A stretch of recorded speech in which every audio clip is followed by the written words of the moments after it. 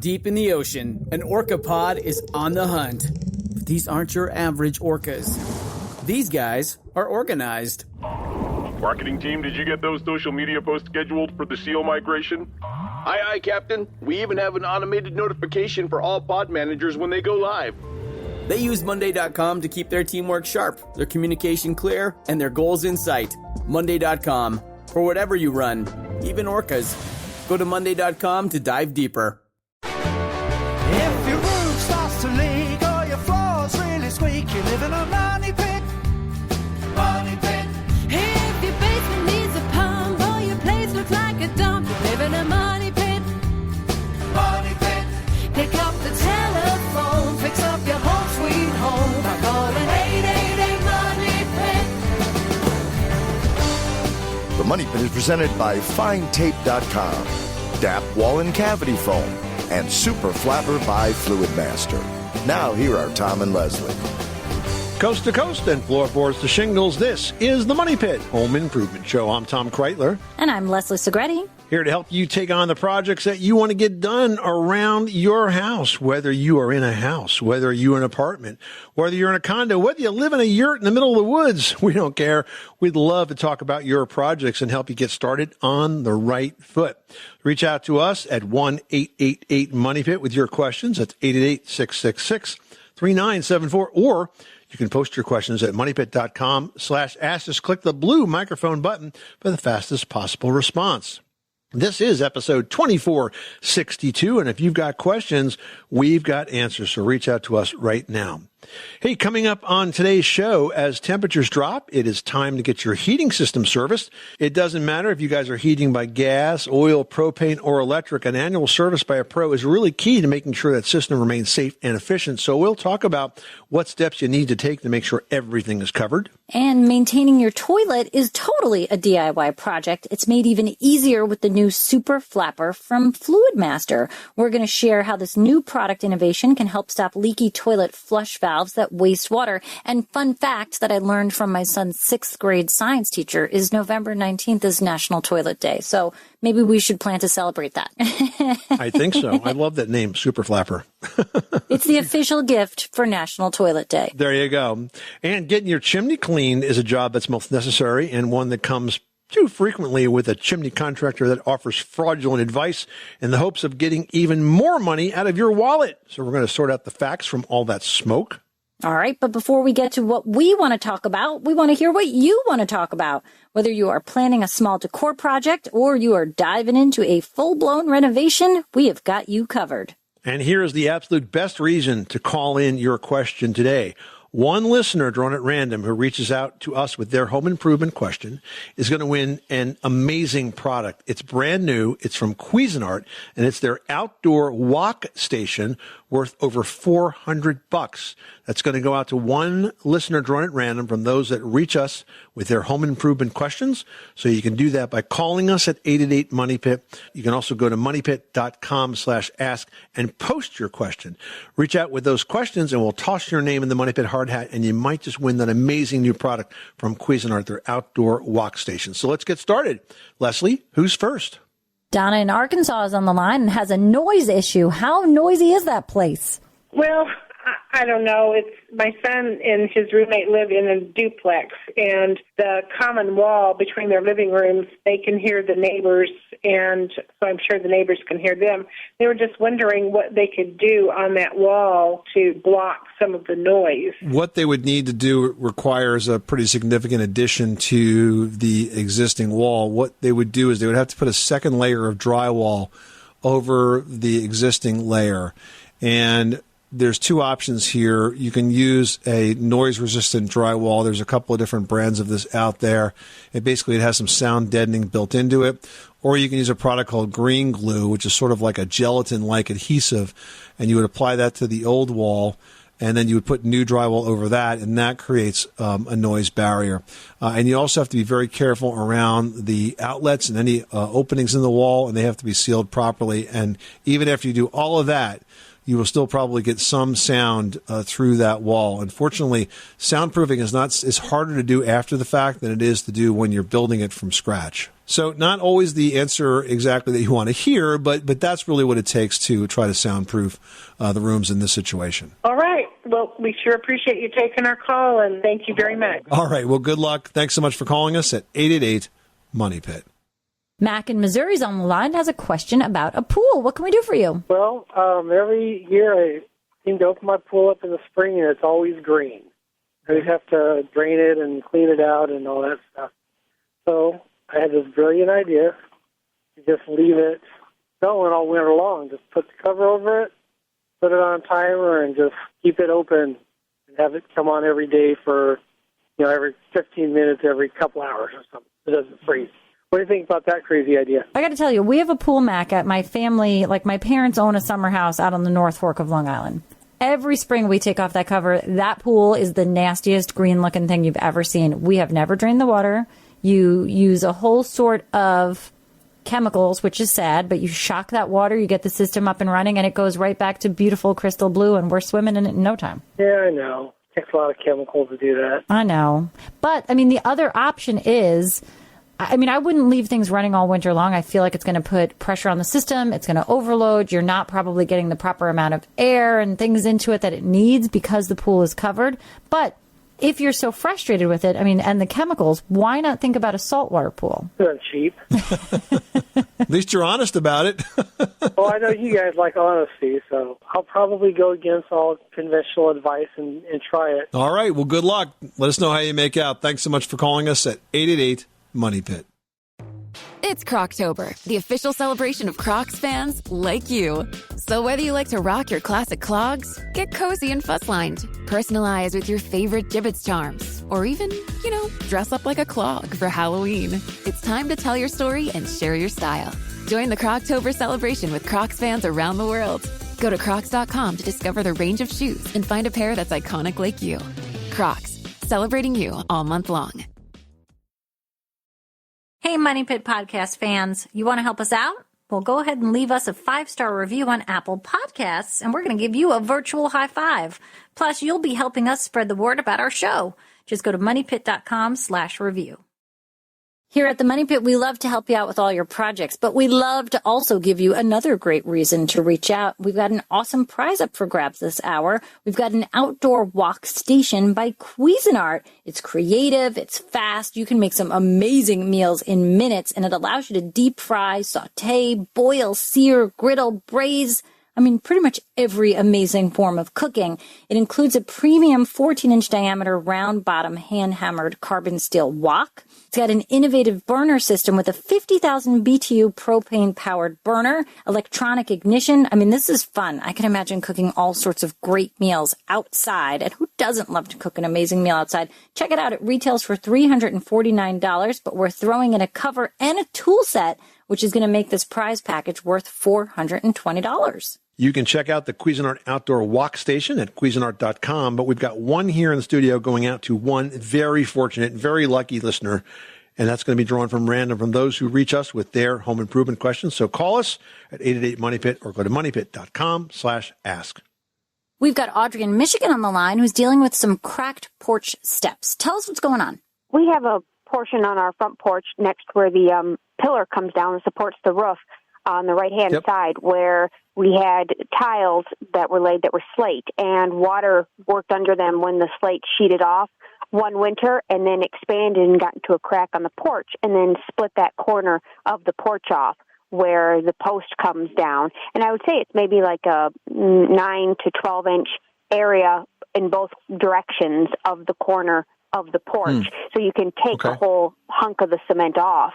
And I'm not sure how to go about re-putting that cement on because we do have a base that this cement porch sits on that's brick, that's laid brick, and then there's a cement slab over top. Right, so it's the cement slab portion that's broken, right? Yes. Mm-hmm. Yep. Okay. This is actually a fairly common problem. And, as we describe it, that's exactly the reason that we get so many calls about this, because when you get a crack and water gets in there, it expands and actually makes the crack worse. And if it's across the diagonal of a step or a porch, it's actually going to break a chunk off. So fortunately, there are solutions for this. The thing you need to know, though, is you can't use regular cement or regular concrete to repair this, even though that's what the porch may have been made of originally. You have to use one that's designed for repairs, because the components of a repair product make it possible for the new concrete patch material to stick to the old cement. If you try to just use regular cement, it might dry and look great, but it's going to split off right away, probably the first winter. So you need to use a repair product. I would look at Quickcrete. They have a quick setting cement designed specifically for repairs. It's pre-mixed, comes in a tub, and you can go ahead and build it up and basically restore that broken chunk of porch there. Now, if it's big and you're worried about supporting it, you could think about framing in that corner as sort of a temporary form for the concrete, but you may just have... With some pieces of wood? Yeah, exactly. It may be able to support itself depending on how deep that is, but that's an option as well. But yeah, do that, and that's going to basically solve it for you, okay? Do I have to do anything to the remaining concrete that I'll be attaching the new to clean it or prep that site? You certainly need to clean it. You don't want to have any concrete dust in there. So I think you can just brush it real good, just so it's a nice clean surface. That will make sure you have good adhesion. But when you buy the product, there's going to be a temperature range recommendation on it. Just double check that to make sure you're still within that range. This dries actually pretty quickly. This dries in like 20 minutes. So as long as you have a nice, decent day to do it and it's not below freezing out there, you should be good to go. Then, okay. And then, so I'll have to plan for that and make sure that I've got it all prepped and everything before I go about getting it opened up and working on it. I like the way you think. Be ready. Planning makes perfect. Thanks so much for calling us at 1-888-MONEY-PIT. Sam in Idaho, you've got the Money Pit. What can we do for you today? I have a length of cedar fencing someone gave me.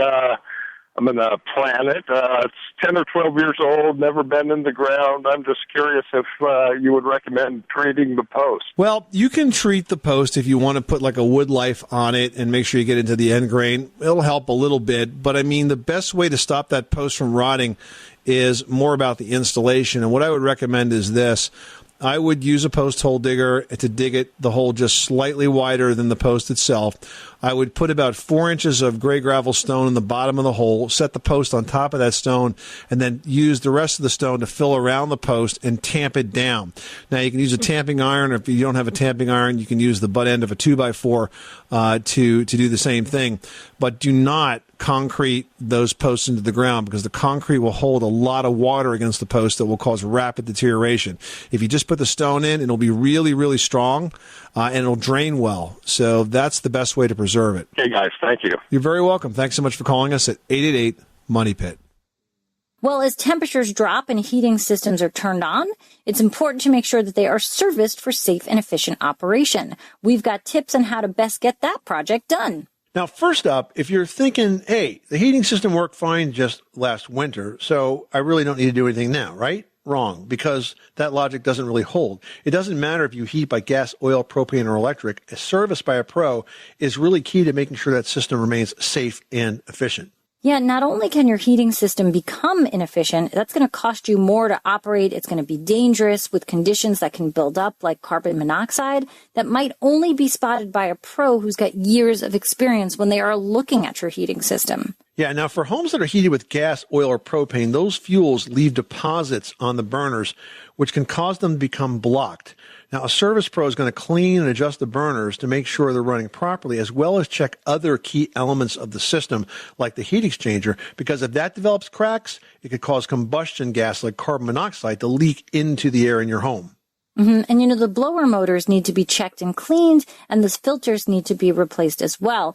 And if your home is heated by electric, like a heat pump or even an electric furnace, those systems also need to be checked to make sure that they are not wasting energy, especially since electric is pretty much the most expensive way that you can heat a house. And by the way, I'll give you one more tip on burners.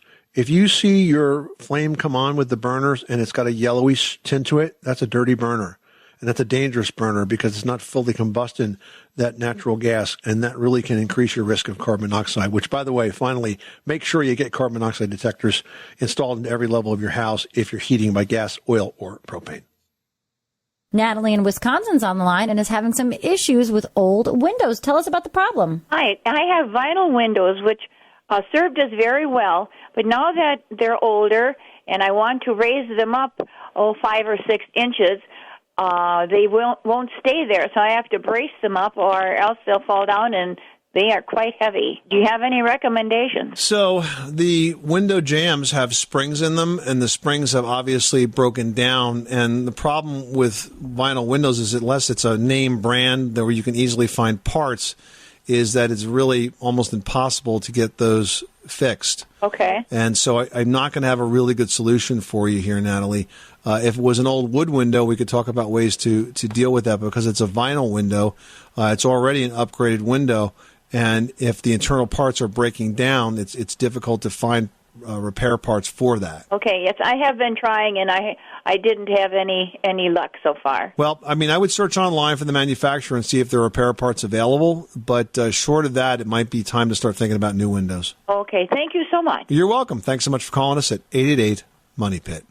Scott in South Dakota, you've got the Money Pit. What can we do for you today? Approximately 2 weeks ago, we had a major thunderstorm down here. We got 8 inches of rain in 1 hour. We bought this house 2-3 months ago. Previous owners told us they'd never had rain in the basement, water in the basement. Well, on the front corner side, we got rain the water came in the foundation up and onto the carpet. Not a little, but not a lot, enough to where we had to tear the carpet out and get rid of it. And the front of the house is got this landscape, got a retaining block, like a landscape retaining wall, where they've got it graded level and bushes and stuff in there. I'm wondering, and that seemed to be the area where it came in at first coming into the basement. Is there something I can do? Do I got to tear that down and just keep it sloped away? Or First of all, a couple of things. Because this happened with such a tremendous storm, I wonder if some of this might be covered by your homeowner's insurance. So that's one thing to look into if you've not done it yet. This is not sort of a normal occurrence. This is something that was like more of a one-time occurrence brought on by 8 inches of rainfall. That weather pattern will be well documented, and it might, in fact, be something that's covered by homeowner's insurance.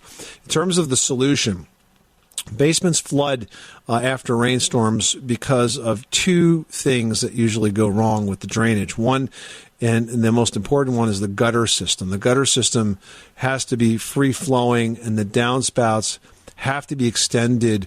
If your home is susceptible to water in the basement, they need to be extended about 4 to 6 feet away from the house minimum. Now, most of the time, gutters will be discharging within a foot or so of the foundation, and that water will just go basically from your roof right into your basement, like nonstop. Now, the second thing, of course, is grading. And as you mentioned, as you've described, when you have a retaining wall right in that sort of, we call the backfill zone around the house, where the house was originally excavated and then the soil was pushed back in against the foundation. Then you build a retaining wall over that. You're really preventing any drainage whatsoever from getting away from that wall.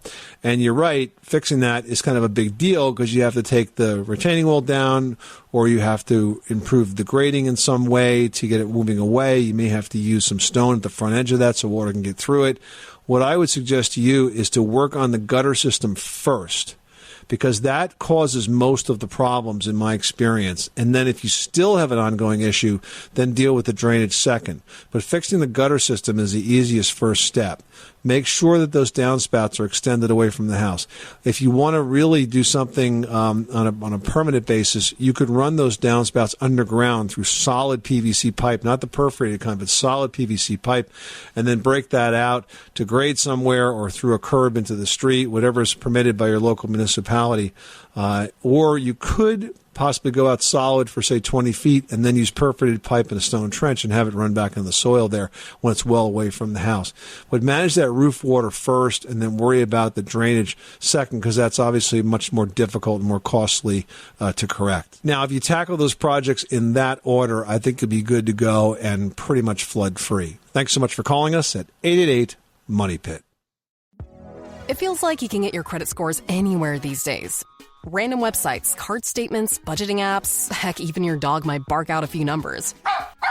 It's true. Credit Karma isn't the only place you can find them, but we actually do more with your scores to help you find your next financial opportunity. Like a more rewarding credit card, a game plan that helps you pay down debt faster, or a personal loan to help you save more on interest payments each month. Cha-ching! The possibilities are kinda endless. Download Intuit Credit Karma today to get started. Ryan Reynolds here from Mint Mobile. With the price of just about everything going up during inflation, we thought we'd bring our prices down. So to help us, we brought in a reverse auctioneer, which is apparently a thing. Mint Mobile Unlimited Premium Wireless. How to get 30, 30, bit to get 30, bit to get 20, 20, 20, bit to get 20, 20, bit to get 15, 15, 15, 15, just $15 a month? Sold! Give it a try at mintmobile.com/switch. $45 upfront payment equivalent to $15 per month. New customers on first 3-month plan only. Taxes and fees extra. Speed slower above 40 gigabytes. See detail. We've got Sandra in Maryland on the line. She's got a really old house and an electrical problem. What's happening at your money pit? 103 years old. Oh, that's great. That's a good age for houses. It's just starting to get seasoned, settling in a bit. No, it settles a lot. Yeah, I bet. So, has the wiring been updated at all, or is it original? Is it knob and tube? What kind of wiring do you have? I have a mix of knob and tube and some updated. What's down in the walls, I think, is still knob and tube. Okay. Some of the stuff that's more out has been replaced. And what are you planning to do? What's precipitating this question? Is this just a general concern about safety, or are you doing some other remodeling? Well, what I've done is started redoing the kitchen, and I took up the 7 layers of linoleum and got all the creosote out and got all the stuff that probably I shouldn't have been inhaling out of the kitchen. And we sanded the floors and kept the original old wood floors. And the paneling in the kitchen, I'm not willing to tear down because it's horsehair plaster behind it, and every time you touch the wall, you hear stuff fall. Right. So I'm not willing to replace it. So we painted the paneling, and I wanted to put new floorboard trim around, but all of the wiring, it's those big black wires that go from one outlet to another outlet. Let me give you some advice on this, because it is time to update that wiring. First of all, any existing knob and tube wiring is very dangerous, and here's why. When it gets to be 100 years old, the insulation on that wiring is very dried out, very brittle, very crumbly. I can't tell you how many times in the 20 years I spent as a home inspector that I found that kind of wiring in house and often found burn marks, very frightening, burn marks on the framing that surrounded it. So you definitely want to deactivate that wiring. You don't have to physically pull it out of the walls as long as it's not electrified. And then, of course, you want to update that with new modern wiring that's consistent with current electrical code. Now, for the kitchen, you really want to do something different than what it would have been done when the home was originally built. It had wiring, but it had all that kitchen, I'm sure, on one circuit. And that's why in older homes, sometimes when you're in a kitchen, you often see the lights dim when the refrigerators kick on, because they're both major appliance and lighting are on the same circuit. You want to have one circuit for your appliances, your dishwasher, your refrigerator, perhaps even more than one circuit for that, and then a separate circuit for lighting and outlets. And, of course, all of the outlets also should be ground fault protected, because this is a wet location, and ground fault protection protects you from receiving a shock if you were using an appliance that shorted or had any other type of electrical incident that occurred. So you are smart to be concerned about this. It is something that you should take care of, whether you do it one room at a time or the entire house at a time. That's going to be up to time and budget. But you should have on your overall remodeling plan the need to get rid of that knob and tube and completely de-energize it, because it is unsafe for the reasons I stated. And also, by the way, that particular wiring is not grounded, nor is it groundable. So that's another reason it's unsafe. It's just the way it was done back then. I think some of the kitchen had been done, because I did have an electrician friend come in and install some new outlets. And he just ran from one to the next, and I do have different circuit breakers downstairs and all that kind of stuff. But one of the things that I do have, I think the one wall hasn't been done. I know that sounds odd. But when they have the wires that are out, the big black, wires going across, or any of the wires, and I don't want them to go behind the wall because they can't without damaging the wall. Do I need to put those metal covers over them before I can put the trim board down so I don't? Well, if you have, if you're talking about the original knob and tube wiring being big black wires, you can't bury that. That's very unsafe. Okay. And here's why. Knob and tube wiring, the reason, and by the way, for those that are not familiar with this, if you've ever seen an old house where wires seem to be strung on like little ceramic posts that stick off the side of beams, those are the knobs. And then where the wires go through the framing, there's a ceramic tube. That's the tube. That's why it's called knob and tube. And the reason that it sticks off the beam Sandra, is because it has to be air cooled. So that's why you can't bury knob and tube wiring under trim. You can't even put insulation around it because it makes it doubly unsafe. So if it's the big black wire, then I know I've still got original knob and tube in there. I would have your electrician come in and determine where that wire is being energized, make sure that if it's knob and tube, it is completely disconnected, and then run whatever you have to do from there. And if you can only do it one room at a time, you'll be just that much more safe. But if you can do the whole house, then just do it. Okay, great. Thank you so much. I appreciate it. You're welcome, Sandra. Good luck with that project. Well, have you noticed that your toilet is noisy or it's running? If so, that means that your flush valve is leaking. Now, you can stop wasting all that water by simply replacing the toilet flapper, which definitely is a DIY project, especially thanks to the new Super Flapper from Fluid Master. Yep, the innovative new design replaces either a 2-inch or a 3-inch flapper, and it takes just minutes to install. It's the only flapper you're going to need. Installation is easy, especially with the expert guidance that you'll find on fluidmaster.com. So start saving money and stop watching your cash get flushed down the toilet and get that old, noisy, leaky, running toilet fixed up today. I mean, Fluid Master has been the go-to brand for plumbing pros for 65 years, so you know you're getting a product that's built to last and it's trusted by the experts. Yep, Super Flapper is available exclusively at the Home Depot, so learn more at superflapper.com. That's superflapper.com. All right, now we've got Nick in Florida on the line who's dealing with a bathroom vanity. Tell us what's going on. I bought a vanity kit from Home Depot with the bottom and the top. Top's made out of some kind of, looks like artificial marble. And I want to know the best way to attach the top to the base. So, Nick, I hear you. It can be very confusing because those vanities don't have any way to physically attach the composite top that they come with. But the thing is, they're not really designed, or they don't really need to be solidly attached. So what I would do is this. I'd put the vanity in, get it all level where you want it. Then I would dry fit the top by inserting it down into the vanity and making sure that my pipes for my drain and my supplies are all aligned. They can easily go together. Then I'd take it apart one last time and I would use some adhesive on the top of the vanity edge. And then when you press the top back in place, it'll kind of compress down. It'll dry and seal it. And the last thing you do is to caulk it against the wall.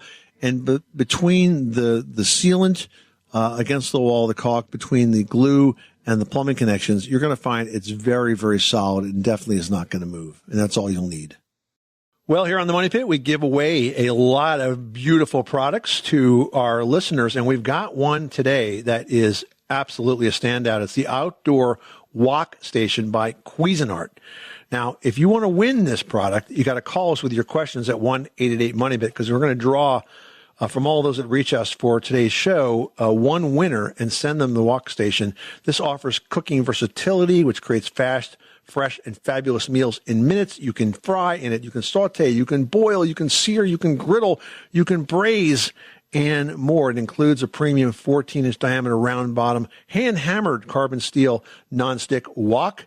It's got a great burner system. The whole thing retails for about $350, but we're going to toss in a tool set and a cover for a total value of $420. So if you want to win it, you got to be in it by reaching out to us with your questions at 1-888-MONEYPIT or post a home improvement question at moneypit.com/ask. Audrey in South Dakota, you've got the Money Pit. What can we do for you today? All right. I was listening to your show last weekend, and I heard you talking about some kind of like contact paper, but you put it on your kitchen wall, and you can put tile on it for a backsplash. Yeah, that's a product called Bondera Tile Matte Set. Kind of a long name, but basically it's a two-sided adhesive sticky material that if you want to do a backsplash, or for that matter a countertop, you pull off the backing on one side of it, press it against the wall, in your case for the backsplash. Then you can stick the tiles right to the other side of it, pull off the backing on the other side, and you stick the tiles right on. And then you can pretty much grout immediately thereafter, so you don't have to wait for glue to dry or even mix up glue or get a tile glue that can kind of get all over the place. It's all on the mat. So you cut it to fit, put it on the wall, pull off the back, and then go ahead and glue the tile right to it. I would caution you, though, that I would not recommend you put this right on drywall, because it's going to be a permanent. You're never going to get it off. And if you ever want to replace it, you have to cut the wall out because it'll just pull the paper right off.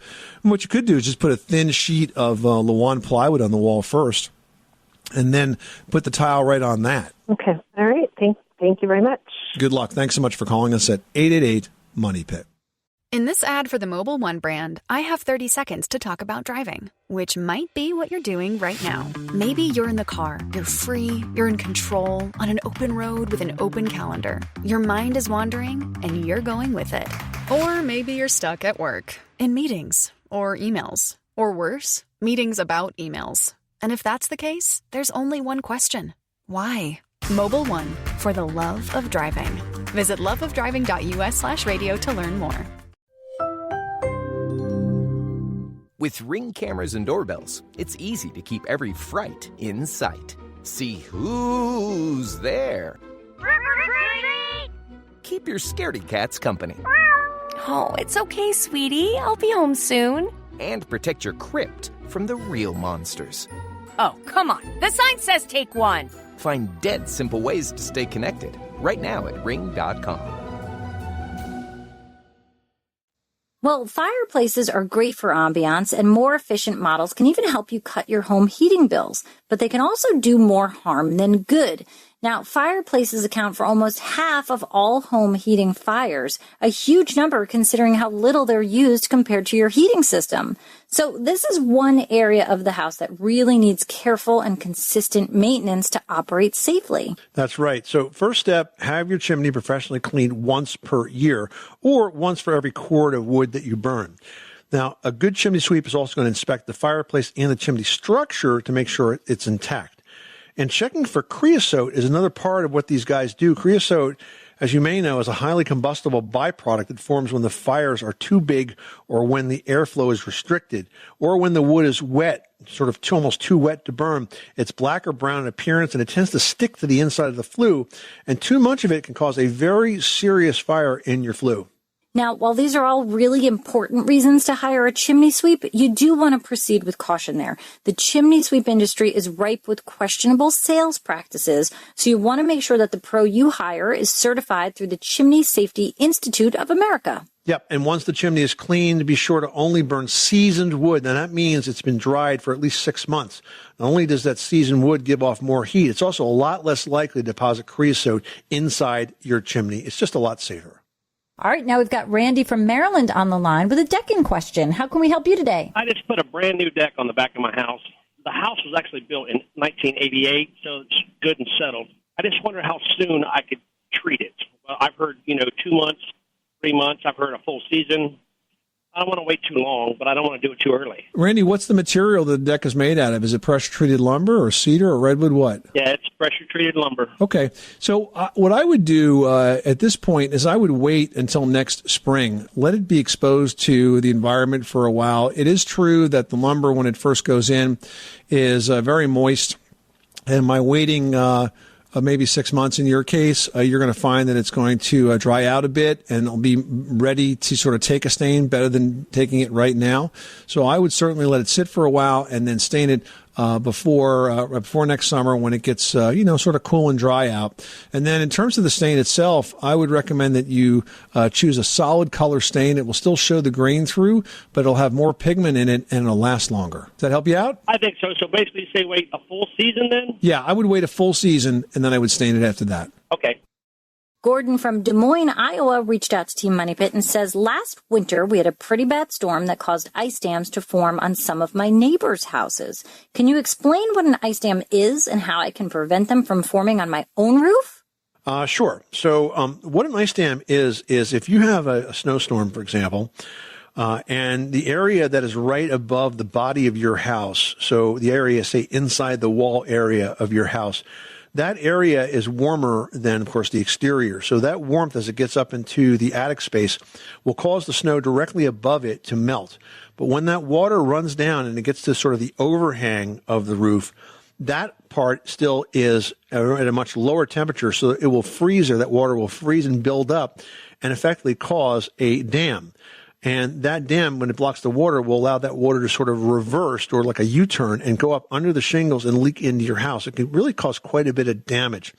Now, the way you prevent this is a couple of things. First of all, you want to make sure your attic is well insulated and properly ventilated. Sometimes the ceiling insulation that's in the floor of the attic gets pushed too far towards the outside edge and blocks off any air getting in the soffit vents. And when that happens, it can make the situation a lot worse.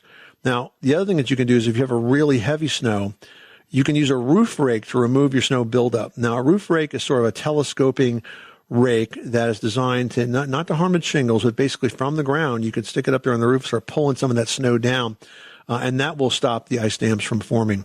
And if you're doing a remodeling project or you're replacing your roof, there's a material called ice and water shield that should go underneath the shingles from the edge of the roof up about 3 feet or so. Some people use it across the whole roof to really seal it in. But the ice and water shield will also prevent that leakage from happening. Now, if you do get damage, the good news is that that repair is typically covered by homeowners insurance. But we don't want it to happen. We don't want to have to go there, and we don't want you to have to deal with it. So if that is a concern for you, those are the ways to sort of manage it. Check the insulation, check the ventilation, and don't let the snow build up. Use a roof rake to pull it down. All right, now we've got one from Tara who says, I'm looking at putting my inflatable hot tub in my garage for the winter. What size of dehumidifier would you recommend for this? Now, it's interesting. We also, at my house, have the inflatable hot tub, and it goes away October-ish because once the temperatures are in the 40s, like it really can't support heating it because it's rubber.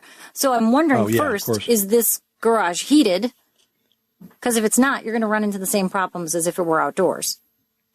Yeah, possibly. The question is really based on how tightly sealed the room is and the cubic footage.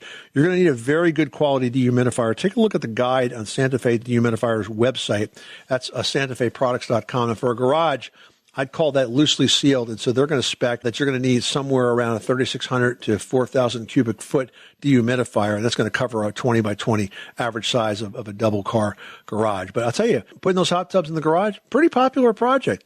But you're right, Leslie, you got to make sure it can handle the heat. All right, enjoy it.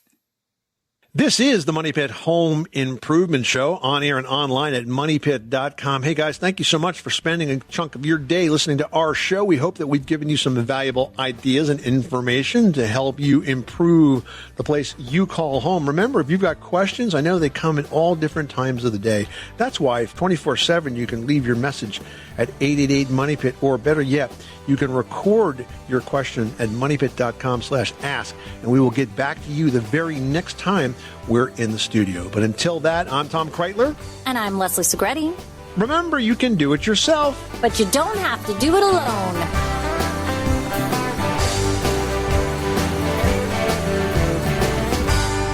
You live in a money pit.